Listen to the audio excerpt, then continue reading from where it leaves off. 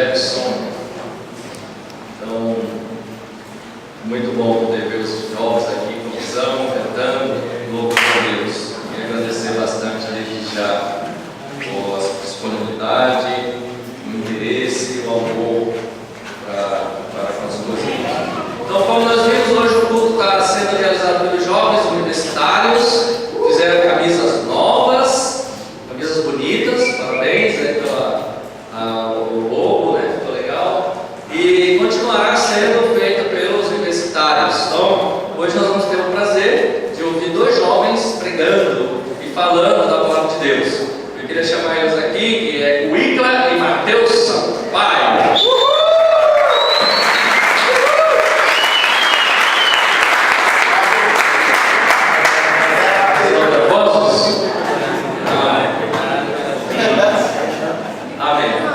Esse aqui eu vi nascer,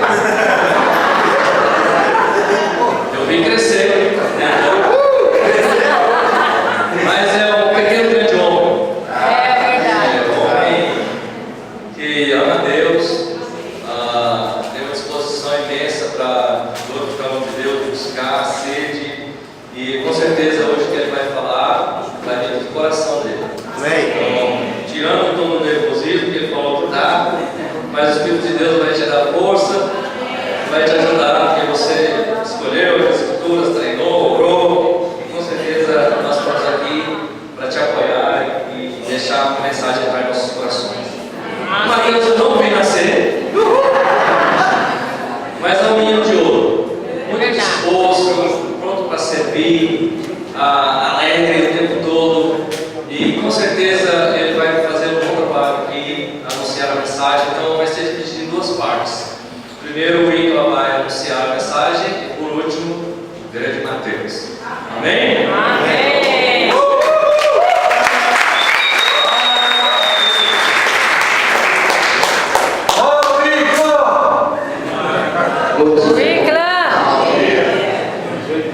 Como já falou, meu nome é o Icla e é uma honra falar, contar, compartilhar um pouco de vocês sobre o que eu acredito com Deus e minha vida, né?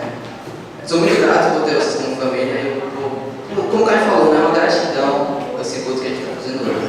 Eu gostaria de orar por todos vocês. Querido Deus, eterno Pai, é tão bom estar contigo de uma forma de oração, falando com o Senhor de uma maneira tão simples que a oração que o Senhor nos deixou. Obrigado, Senhor, por tudo que o Senhor tem feito em nossas vidas. Obrigado porque o Senhor tem cuidado de nós em todos os momentos, meu Deus. Mesmo sendo falhos, o Senhor está conosco, meu Deus. Agradeço a Ti, Senhor, por tudo que o Senhor tem feito na minha vida.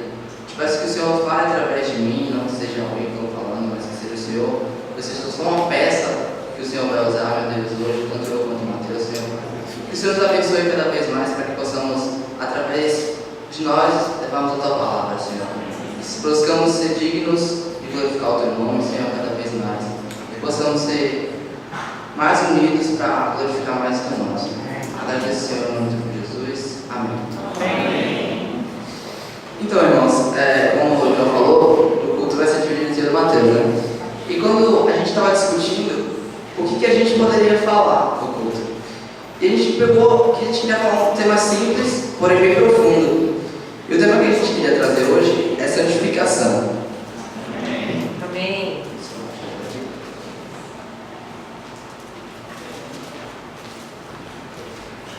Bom, por que santificação?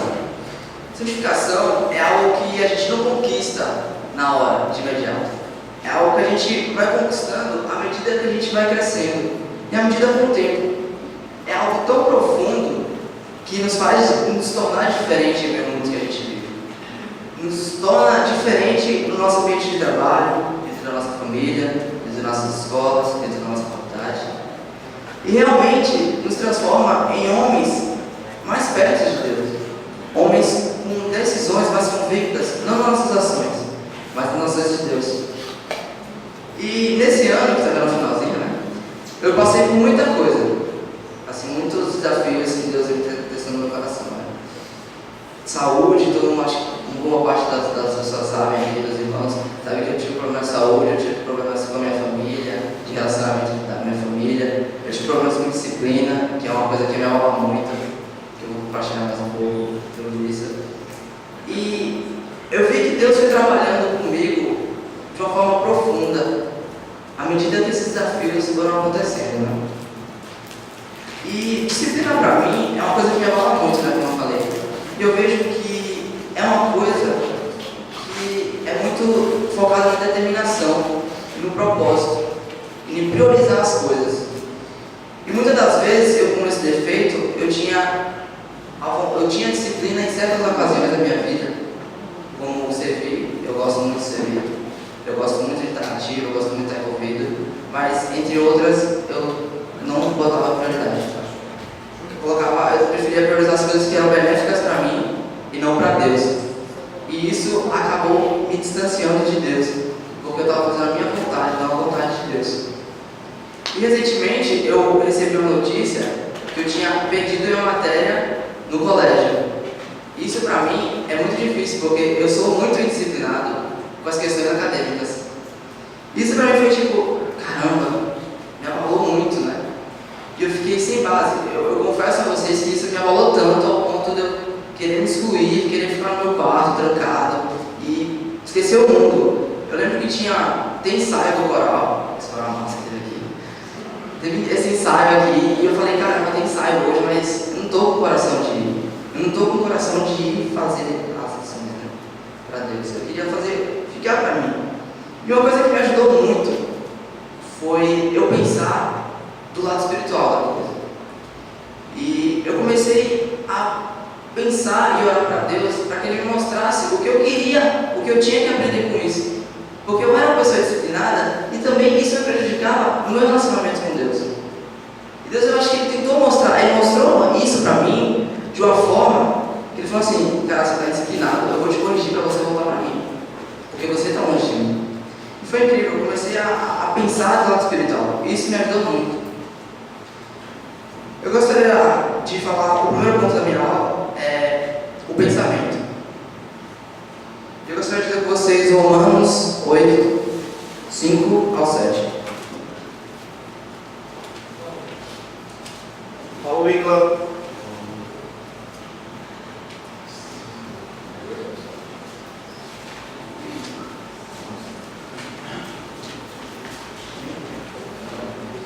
Fala assim: quem vive segundo a carne tem a mente voltada para o que a carne deseja, mas quem vive de acordo com o Espírito tem a mente voltada para o que o Espírito deseja. A mentalidade da carne é a morte, mas a mentalidade do Espírito é a vida e paz. A mentalidade da carne é inimiga de Deus, porque não se submete à lei de Deus, nem pode fazê-lo. É facilmente conseguimos identificar dois tipos de mentalidade nesse contexto: a mentalidade da carne e a mentalidade do Espírito. A mentalidade do Espírito, e ambas, né, tem o que ela ganha quando pensamos dessa forma, né? E a mentalidade da carne, como a própria fala, é voltada para os desejos da carne, nos traz morte e é inimiga de Deus. E era exatamente o que estava acontecendo comigo. Eu estava pensando nas coisas que eram benéficas para mim e esquecendo das coisas benéficas para Deus. Diferente da mentalidade do Espírito, que fala que é voltada para os desejos do Espírito e leva a vida e paz. E eu ficava me questionando, meus pensamentos estão mesmo voltados para o Espírito? Será que, como é que eu posso saber se meus pensamentos estão voltados para o Espírito? Eu lembro da escritura de Provérbios 4,4 que fala: eles ensinavam e eles diziam, segue os mandamentos que vocês terão vida. E a escritura mostrou realmente se eu estou ou não. Porque eu não estava priorizando a Bíblia. Eu não estava seguindo os mandamentos que Deus deixou. O que a gente está fazendo para ser espiritual? É uma pergunta que a gente deve fazer diariamente para a gente. Nos planos, nas ações, e buscando não apenas em palavras, né? Mas buscando em ações, como o Tiago no Monte Deus fala, né? Esse é o outro ponto que eu queria trazer hoje: ações, sonhos, planos, ações. Eu lembro que eu recebi essa notícia de que eu tinha perdido uma matéria no colégio, e eu fiquei abalado, né? Mas eu tinha muitos planos. Eu tinha planos de conhecer outras igrejas nas férias, tinha planos de visitar outros estados, juntar dinheiro para ir para conferências dos anos que vêm, e assim sucessivamente. Está envolvido em sonhos. E pelo fato de eu não estar pensando em Deus, isso meio que eu vejo que desabou, realmente. Porque foi Deus que me mostrou, porque eu não estava focado em Deus. Eu queria ler esse escritura para vocês em Provérbios 16, 9.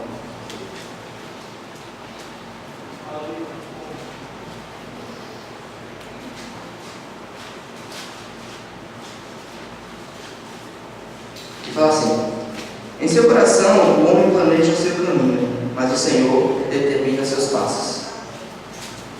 O quão profundo essa escritura é.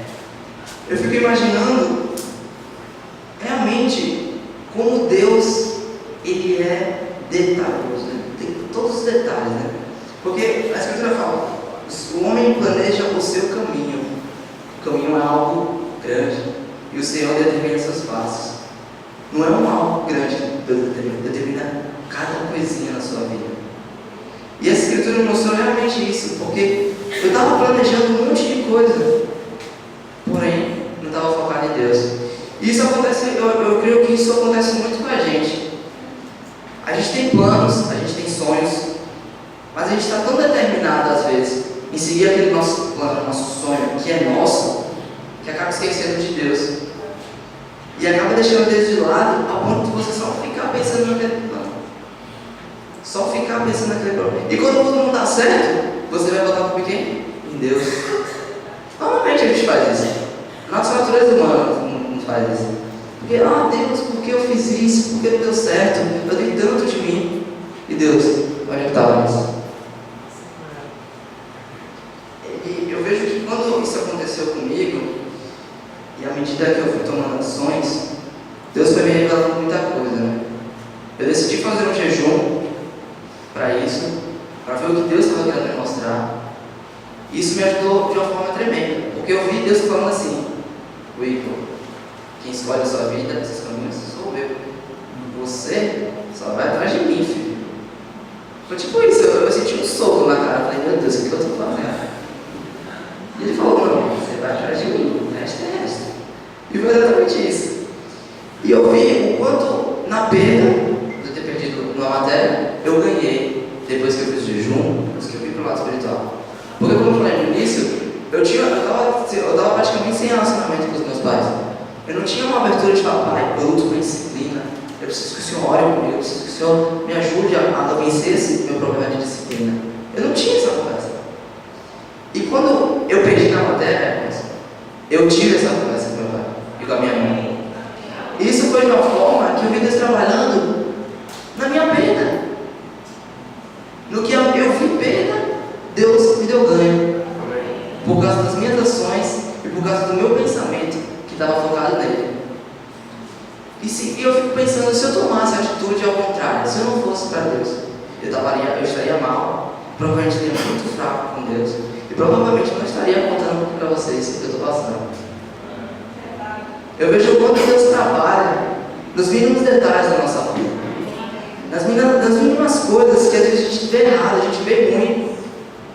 Deus fala: não, eu fiz isso. Mas a gente fica: não, Deus, por quê? Deus, por quê? Deus? É tão estranho a gente contestar Deus por uma coisa que a gente sabe que é boa pra gente. A gente sabe, a gente lê as escrituras e vê que Ele só tem coisas boas pra gente, mas a gente vai lá e mesmo assim a gente vai contestando Deus, né?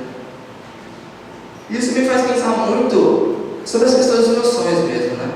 Dos meus planos. Eu lembro que durante que isso aconteceu, eu fiz uma lista dos meus sonhos.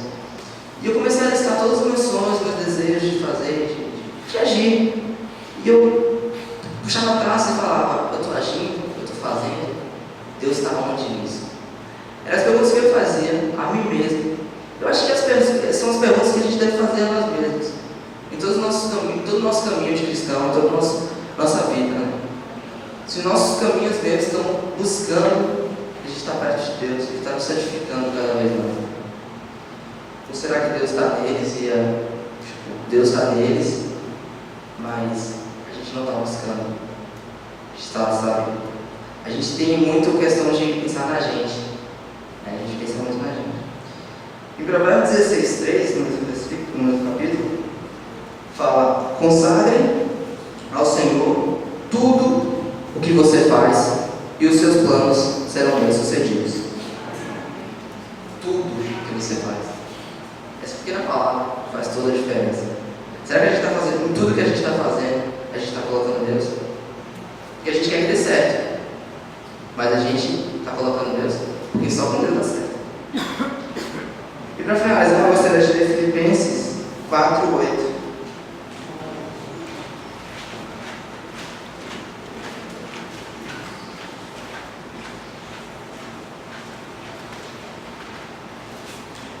Que fala assim: finalmente, irmãos, tudo o que for verdadeiro, tudo o que for nobre, tudo o que for correto, tudo o que for puro, tudo o que for amável, tudo o que for de boa fama, se houver algo de excelente ou digno de louvor, pensem nessas coisas. E é exatamente isso. Aqui só tem coisas boas. Todo mundo, eu acho que é isso. Todo mundo quer ser amável, todo mundo quer ser verdadeiro.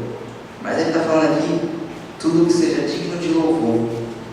Para a gente pensar. Louvor a quem? Louvor a nós? Não. Louvor a Deus. Para a gente pensar, não buscar essas coisas boas para a gente, mas buscar essas coisas boas que são dignas de louvor para Deus, não dignas de louvor para a gente. Eu gostaria de encorajar a igreja a pensar em tudo o que a gente faz. Né? Essa palavra tudo tem muita força, assim, tem muito impacto. Amém. Porque é tudo. Então, se a gente conseguir focar nossos planos em Deus, como o próprio Provérbios fala, será bem sucedido. É fácil a gente reclamar de quando não dá certo, de quando não é bem sucedido, mas às vezes Deus deixa tão fácil também a gente recorrer a Ele quando nossas coisas não estão dando certo e a gente muitas vezes não recorre, vai pelo contrário, vai contra Deus. Né? Eu queria encorajar realmente a gente pensar nessa, que eu falei aqui, nas nossas ações, nossos planos, para que possamos ser mais santos aos olhos de Deus e buscarmos a ser mais próximos de Deus, porque só assim que a gente consegue ser santo, né? Eu vou chamar mais uma coisa aqui. Muito obrigado, gente.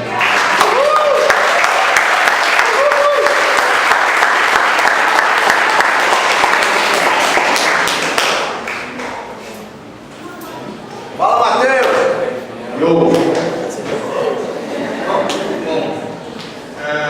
Vou continuar, né? Que o Ivan iniciou. Sim, eu sou o Mateus. Fala, Mateus! Fala, Mateus! Bom, o Ivan começou a falar sobre um assunto muito importante, sobre santificação. Ele separou sobre dois pontos que são cruciais: pensamentos e ações. Os pensamentos vêm primeiro, porque a partir dos pensamentos que as ações vão acabar acontecendo. E a gente ficou pensando, poxa, santificação envolve muita prática. Claro que tem a parte teórica, a parte de estudar a Bíblia, de meditar, mas é importante que você pratique, porque só com a prática a santificação vai de fato acontecer. E a gente ficou pensando, poxa, exemplos que a gente possa usar para poder falar sobre santificação. Aí a gente pensou, poxa, José é um exemplo legal. Mas por que José? José é um cara que, quando a gente vai estudar a palavra e a gente começa a estudar sobre a história dele, a gente percebe que em pouco espaço de tempo, no caso nos capítulos que se seguem, ele tem uma vida que oscila muito. Ele está uma hora muito bem, uma hora muito mal, outra está muito bem, outra está muito mal. Isso é muito parecido com a gente, não sei vocês, mas comigo que a vida às vezes é bem assim, parece uma montanha-russa. Então, eu gostaria de estar compartilhando com vocês um pouco do que eu aprendi com José. Gostaria de estar lendo com vocês lá em Gênesis 37. Gênesis 37, versículo 3 e 4. Gênesis 37, 3 e 4. Bem? Vamos lá. José, ele era filho de Jacó, só para poder começar a introduzir uma coisa legal do Naruto. Aí a gente começa assim: ora, Israel que era o filho que dos reveladores de Jacó, gostava mais de José do que de qualquer outro filho, porque ele havia nascido em sua velhice, por isso mandou fazer para ele uma túnica longa. Quando os seus irmãos viram que o pai gostava mais dele do que de qualquer outro filho, odiaram e não quiseram falar com ele amigavelmente. Bom, aqui a gente já tem um cenário que já está indicando que algo não está muito bem, que é um cenário que os irmãos estão invejando o José e o pai até estava diferenciado porque ele era fruto da velhice dele, ele era fruto da Raquel, que era a mulher que ele amava. Então, uma série de condições já começaram a promover no coração dos irmãos de José a inveja. Em Provérbios fala que a inveja apodrece os ossos. Então, a inveja é uma coisa séria e que traz muitos danos para a nossa vida, nosso relacionamento. Então, essa situação acabou causando algo no coração dos irmãos de José. E no segmento da história, José começou a ter alguns sonhos que mostravam que os irmãos e os pais iriam se prostrar diante dele. E ele acabou expondo isso para as pessoas, o que não ajudou os irmãos, porque aumentou ainda mais a inveja deles e acabou criando ódio. Então, a situação estava piorando para o lado de José. E uma certa feita, José foi lá, ver os irmãos estavam pastoreando, e quando os irmãos dele viram ele de longe, no versículo 18 desse mesmo capítulo, eles falam que eles se juntaram e planejaram matar José. Então, a gente já tem um cenário aqui perigoso e ruim, que é quando os irmãos, que é as pessoas que estão mais próximas da gente, planejam nos matar. Então, eles não conseguiram, eles não chegaram ao ponto de matá-lo, mas eles o prenderam, jogaram uma cova para morrer e tiraram a túnica que o pai havia dado para José. E aí havia passando na região uma caravana de comerciantes, midianitas e ismaelitas. E os irmãos de José venderam ele para aquela galera. E aí levaram um manto sujo de sangue para mostrar para Jacó e dizer que o irmão dele havia sido morto. Então aqui a gente tem um cenário que temos um jovem, ainda em construção da sua psique, da sua cabeça, do seu caráter. E aí ele é traído pelos irmãos, ele é afastado dos irmãos do relacionamento porque eles tinham inveja dele. E depois ele é vendido como escravo. Então José estava numa situação que, teoricamente, ele estava muito mal. Ele estava muito mal, mas nada ajudava, nada ia a favor dele. Então, quando José ele é vendido para esses mercadores, eles o levam para o Egito e ele é vendido para a casa de Potifar. E na casa de Potifar, José ele é abençoado por Deus. Porque José, na casa de Potifar, ele prospera. Ele é vendido como escravo para Potifar, e Potifar é o alto oficial do Egito, e lá ele começa a prosperar, a ponto de Potifar o colocar como administrador dos seus bens.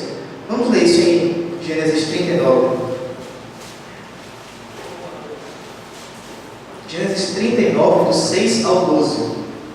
É errado nesse momento, por isso que ele fugia da mulher de Potifar. Ele não se colocava no mesmo ambiente que ela, porque ele sabia que seria tentado. Ele era jovem, ele tinha boa aparência, os hormônios estavam loucos. Era normal ele passasse por isso. Era normal que ele fosse tentado. Mas José preferiu seguir aquilo que Deus esperava dele. Ele não cedeu às vontades dele, porque seria fácil fazer isso. Cedeu ao prazer momentâneo, ao prazer natural. Mas ele preferiu fazer aquilo que Deus esperava que ele fizesse, que era fugir da aparência do mal. Bom, depois que aconteceu isso, José foi preso, porque a mulher de Potifar disse que foi ele que tentou agarrar ela. E Potifar jogou ele na prisão. Então aqui a gente tem uma situação seguinte: José estava na casa do pai, aqui em cima, foi vendido como escravo, aqui embaixo. Aí depois começou a prosperar na casa de Potifar, voltou a subir. Está bem aqui por cima, né? Mas depois foi preso, foi mandado para a prisão. Deus abandonou ele? Não. Se você seguir nesse capítulo 39, na altura do versículo 21, a gente encontra que no cárcere Moisés prosperou, porque Deus estava com ele. Moisés não, gente, José prosperou mesmo no cárcere, porque Deus estava com ele. Deus estava com ele e fez com que ele caísse nas graças do carcereiro. Então, eu vou ler para vocês, não precisa me lembrar, mas assim: José ficou na prisão, mas o Senhor estava com ele e o tratou com bondade, concedendo-lhe a simpatia do carcereiro. Por isso o carcereiro carregou José de todos que estavam na prisão, e ele se tornou responsável por tudo que lá sucedia.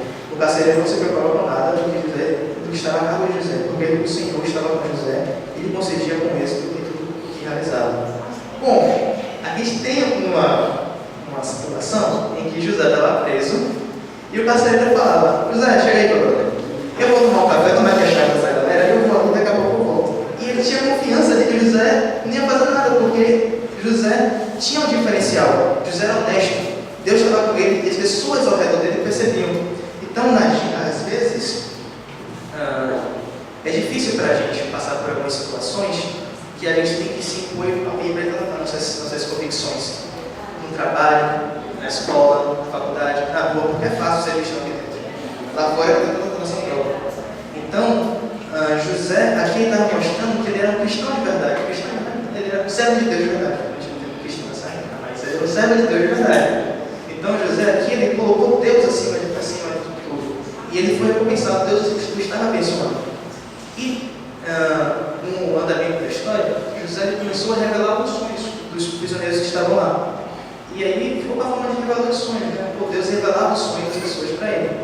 E nesse mesmo período, o faraó estava dando alguns sonhos a respeito do futuro, mas ele não sabia disso, né? Eram coisas que incomodavam a ele. E aí ele perguntou a galera que assessorava ele, para ver se conseguia interpretar. E ninguém conseguia interpretar o sonho. E aí o que foi que aconteceu? Opa, voltou. Então, José acabou sendo levado à presença do faraó para interpretar o sonho dele. E quando chegou lá, José recebeu a revelação de Deus e apresentou ao faraó o que é que o sonho significava. Vamos lá em Gênesis 41. Gênesis 41, do 39 ao 42.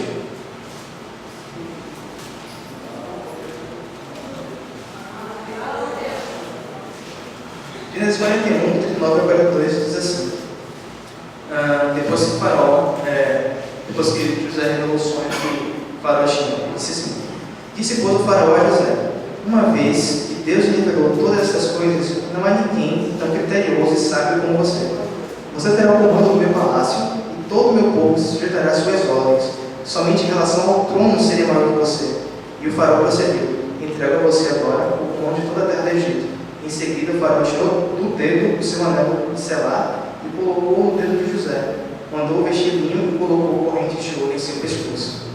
José agora estava no topo de novo. Ele não estava mais aqui, ele estava lá em cima. Ele tinha subido muito agora. Era uma coisa que ele não esperava. Ninguém esperava que isso fosse acontecer. José agora estava no comando da maior nação da época. Estava no comando do Egito. Um judeu, estrangeiro, escravo, subiu agora ao cargo de primeiro-ministro, quase, do Egito. Então ele foi muito abençoado por Deus nesse momento. E a Bíblia deixa muito claro que o faraó percebeu em José o agir de Deus. Ele fala: uma vez que Deus lhe revelou todas essas coisas. Era claro que não era José que estava revelando, era Deus que por meio de José estava falando. E aí José recebeu o maior poder que ele podia receber naquela época. Bom, José estava de boa, né? Tranquilo, lá por cima da carne seca, estava tranquilo, maroto. E agora o que vai acontecer? Os irmãos de José vieram até o Egito para comprar comida. Sim, fala do sonho que eu falei, né? O sonho que José revelou para o faraó era que naquela região iria passar por um período de 7 anos de fome. Então, nesse período, nada iria ser plantado, nada iria ser colhido. Então, essa revelação que José recebeu permitiu que ele se preparasse para esse período. Ele se preparou com uma logística tão boa que ele podia vender comida. E foi isso que acontecia. Naquela região ele vendia comida. Então, os irmãos dele foram até o Egito para comprar comida. E aí agora, né? José. Ele estava tocando José, falando assim: eu voltei, estou de volta. E aí os irmãos foram lá para poder comprar comida. E José reconheceu os irmãos, mas os irmãos não reconheceram José. Olha que coisa interessante, né? E aí aconteceram muitas coisas. Eu não vou me ater a esse ponto, eu vou passar para um ponto que eu queria destacar. José, ele acabou conseguindo que todos os irmãos viessem até o Egito para poder conversar com todos eles. E aí no capítulo 45 de Gênesis 45, do 1 ao 5, temos a forma como José se portou naquela situação. Vamos só parar para refletir um pouquinho aqui antes da gente dar seguimento. José, ele foi traído pelos irmãos, ele foi vendido como escravo, passou por um monte de problemas que poderiam causar traumas nele profundos. Mesmo assim, ele se manteve com Deus. José tinha subido ao posto da maior nação do mundo, um dos maiores postos da maior nação do mundo. Se ele matasse os irmãos dele, mandasse açoitar, matasse e depois se justificasse, seria tranquilo, porque ninguém ia condenar ele, seria justo. Eles fizeram algo ruim comigo, eu retribuí e vinguei. Mas vamos ver qual foi a forma como José se portou. No capítulo 45, do 1 ao 5, diz assim: a essa altura, José não podia mais conter-se diante de todos que estavam ali, e gritou: façam sair todos. Assim ninguém mais estava presente quando José se revelou a seus irmãos. E ele se pôs a chorar tão alto que os egípcios o ouviram e a notícia chegou ao palácio do faraó. Então disse José a seus irmãos: eu sou José, meu pai ainda está vivo. Mas os seus irmãos ficaram tão pasmados diante dele que não conseguiram responder. Cheguem mais perto, disse José a seus irmãos. Quando eles se aproximaram, disse: eu sou José, seu irmão, aquele que vocês venderam ao Egito. Agora não se aflijam nem se recriminem por terem me vendido para cá, pois foi para salvar vidas que Deus me enviou adiante de vocês. Nossa, a gente vê um cara que parou de enxergar as coisas de forma humana. A gente está vendo um rapaz que teve uma construção, uma longa construção com Deus. Ele foi vendido jovem para o Egito, passou por 1 milhão de coisas que poderiam causar traumas nele e poderiam ser usadas como justificativas para que ele ficasse orgulhoso, para que ele ficasse rancoroso, negativo. Mas mesmo assim, ele se manteve com Deus. E aqui, nesse ponto que ele poderia ser vingado dos irmãos, ele deu perdão. Ele deu perdão não porque era dele, porque, como diz Santiago, que todo mundo perfeito vem de Deus, ele deu perdão porque ele estava com Deus. Era um fruto da construção que ele teve com Deus. Era um fruto do relacionamento e da santificação, um longo processo de santificação que ele teve com Deus. Naquele momento ele foi capaz de perdoar, porque ele não estava enxergando como a gente enxerga. A gente enxerga o presente, lembra do passado e pensa no futuro. Deus enxerga tudo como uma coisa só. Nesse momento, José está enxergando as coisas de modo espiritual. E às vezes a gente é assim. A gente está passando por situações e problemas que a gente não enxerga as coisas de forma muito clara. A gente pensa assim: poxa, tal pessoa fez isso comigo, tal pessoa fez isso comigo, estou passando por essa dificuldade, como o Ivan falou, eu fiz isso, Deus, eu dediquei tanto e agora não deu certo. A culpa é sua. Mas não. A gente tem que estar ponderando as coisas de acordo com parâmetros altos, parâmetros de Deus. E aqui José estava enxergando as coisas de forma espiritual. Ele enxergou que ele foi mandado para lá para salvar a vida de todas aquelas pessoas. Foi para salvar vidas que ele foi enviado. Foi para salvar vidas que ele passou por tudo que ele passou. E ele estava tranquilo, porque Deus estava dando essa calma no coração dele. Em Tiago 1:20 diz que a justiça do homem não opera a justiça de Deus. Em Salmos 32, Davi fala a respeito do quão bom é quando nossos pecados são perdoados, quando Deus não aponta nada para a gente. Nesse ponto, aqui é muito importante, porque os irmãos ficaram assim, assustados. Não conseguiram falar quando receberam o perdão de José. E o perdão, o amor que José liberou aos irmãos quando ele os perdoou, os constrangeu. E foi muito mais efetivo do que qualquer punição que José poderia ter dado para eles. José poderia ter açoitado, poderia ter matado, poderia ter feito poderia ter feito uma matança lá. Mas não, ele falou assim: eu perdoo. Porque foi para salvar vidas que eu fui enviado. Então aqui nós vemos um homem que fez muito, de fato, passou por muito, e ele estava com Deus e superou tudo. De forma alguma, ser cristão significa não passar por privações, não passar por problemas. Talvez a gente tenha problemas até mais sérios se duvidar, sendo cristão, mas ser cristão significa ser da vitória. A gente vai passar por tudo, mas a gente sabe que a gente vai conseguir, porque Deus vai dar o melhor para a gente, porque Ele é um Pai amoroso. Desde o capítulo 87 até o fim da história de José, a gente vê vários momentos em que José estava muito baixo e estava muito alto, muito baixo e muito alto. A gente passou por muitas coisas. E assim é a nossa vida. Eu queria estar encorajando, eu queria estar vendo depois, para estar se animando, né? Porque na vida a gente passa por situações que são complicadas, que às vezes a gente precisa parar de ficar enxergando às vezes com olhos muito mundanos e olhar com olhos espirituais. Eu queria compartilhar um pouco sobre a minha vida. O Iclan ele comentou sobre ele ter perdido uma matéria. Quando eu entrei na faculdade, eu entrei extremamente orgulhoso, muito orgulhoso, porque eu não tinha entrado para passar na UFA. Eu vim do Cefet e não tinha estudado para passar no Cefet. E passei em segundo lugar. Aí eu fiquei, poxa, sou o cara, possível passar em tudo sem estudar. Aí assim eu fiquei, todos os anos do Cefet. Aí eu falei, eu não vou estudar também. Entrei, aí o ego foi lá para cima. Aí eu peguei e falei, vou me formar sem estudar. Aí assim eu fiquei, de boa, não estudando, eu ia para aula, assistir a aula, ficava tranquilo, fazia a prova, me ferrava na prova, eu falava assim, eu passei, não sem estudar, passei. Aí Deus falou assim, guarde, confia. Resumo da história. O Iclan, ele falou que ele perdeu uma matéria. Eu perdi na mesma matéria 6 vezes. 6 vezes. Eu tenho 14 aprovações no meu boletim. 14 aprovações. E isso foi um baque para o meu orgulho. Deus pegou um taco de beisebol, me jogou no canto e bateu com muita força. Mas naquela orgulho. Eu fiquei assim, Deus, não quero tão lindo. Ele falou assim, nossa, precisa. É importante. E continua batendo. E eu não enxergava essas coisas. Eu ficava assim, poxa, como é que eu estou passando por isso? O que eu vou ganhar com isso? E eu sempre conversei muito com o Anderson, a pessoa me falava assim, você está orgulhoso.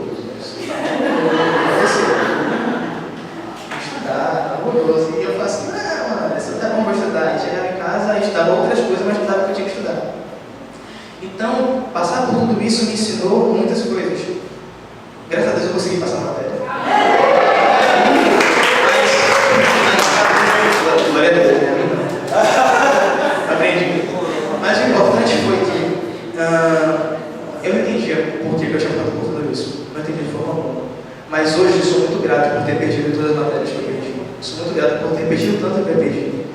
Porque se eu não tivesse passado por tudo isso, eu não teria entrado com esse dever. Porque foi justamente no ano que, teoricamente, eu teria subido para a Politécnica, não teria mais na Ungina, que o Fabinho e o Moisés me chamaram para estudar Bíblia. Então, se eu tivesse passado por tudo aquilo, passado direto, eu seria um estúpido hoje em dia, ou até pior. Porque eu não teria sido passado por todo esse tratamento, por todo esse processo de santificação, que foi duro, foi doloroso, mas, como dizem em Hebreus, que todo fruto toda disciplina no momento não é motivo de alegria, mas os frutos são frutos de justiça e da felicidade. Hoje eu sou muito grato por isso. Hoje, graças a Deus, Deus trabalhou de uma forma tão grande no meu coração que as pessoas que me conhecem me falam que não me reconhecem. A forma como eu era e a forma como eu estou. Eu sou grato a Deus por isso, porque às vezes eu não consigo enxergar isso, que eu mudei tanto, mas que as pessoas estão enxergando é o suficiente, quer dizer que estão mudando. Quer dizer que Deus está dando frutos por ele na minha vida. Então, eu sou muito grato a Deus. Deus trabalha de forma maravilhosa na minha vida. Eu consegui passar, eu consegui melhorar a minha disciplina para poder estudar assim como Iclan. Eu consegui passar por tudo isso. Eu tenho conseguido vitórias com Deus no meu relacionamento com Deus. E Deus me abençoou de forma maravilhosa. E até me abençoou de forma que eu nem esperava, né? Eu ficava assim, meu Deus, tá bom, estou bem agora, você está me abençoando.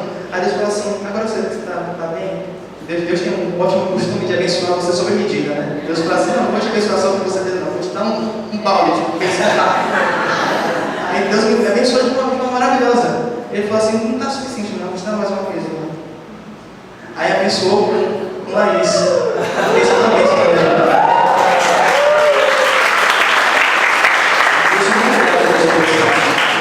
Deus. Laís tem me ajudado bastante, tem me encorajado muito, tem me ensinado muito sobre disciplina, sobre buscar Deus, sobre tantas outras coisas. Eu sou muito grato a Deus por você. Então, José, volta para José. José é um cara que tem muito a nos ensinar. Na verdade, tem muitos exemplos sobre a vida cristã, sobre altos e baixos, sobre estar investindo no relacionamento com Deus. Mas que a gente possa de fato, não está só falando isso, porque falar é fácil, as palavras vêm e levam. Mas que a gente pratique de fato essas coisas. Para encerrar, eu gostaria de estar falando com vocês o Provérbios 16, versículo 7. Agora é Provérbios 16, versículo 7.